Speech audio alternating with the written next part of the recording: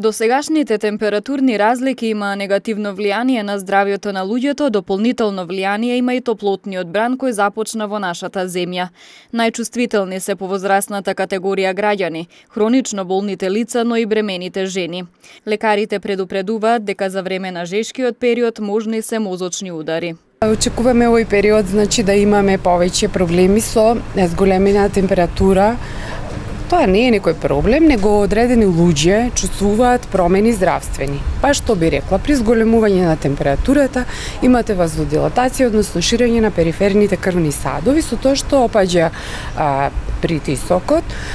Исто така, за да се прилагоди организмот, тој имате потење едно изразено, па мора многу често да внесувате течности и самата крв станува повискозна, погуста и ние размислуваме докторите за зголемена ниво инциденца на појава на мозочни, на други, удари, може да се откачат тромби, во таа насока размислуваме и плюс кај пациенти што имаат одредена терапија, некогаш ја намалуваме терапијата за зголемен притисок, потоа што бидејќи очекуваме многу да падне. Кај некои пациенти стварно има драстична разлика и мора да се прилагоди терапијата.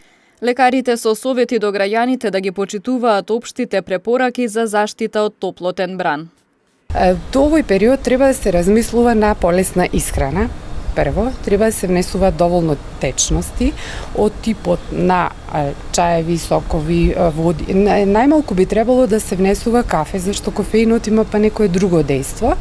Само да го споменам, инаку треба да има полесна облека, посветла облека, да се заштити главата со капи. Кај тие пациенти што се во таа ризична група што ги споменав, повторно ќе ги кажам, трудници, возрастни и стари лица, кај нив треба одреден период од денот да не излегуваат, се препорачува кога е најјако сонцето, знаете, после 10-11 часот па до вечерните часови, тој период да се седат во затворен, проветрен простор, да се ладат повеќе и уште нешто што не споменав, а би сакала да знаете, тоа е сонот. Треба доволно да се искористи периодот за одмор, да се користи хроничната терапија, да не се прекинува ако има некои варијации на најчесто паѓа притисокот, да се консултираат со својот матичен доктор.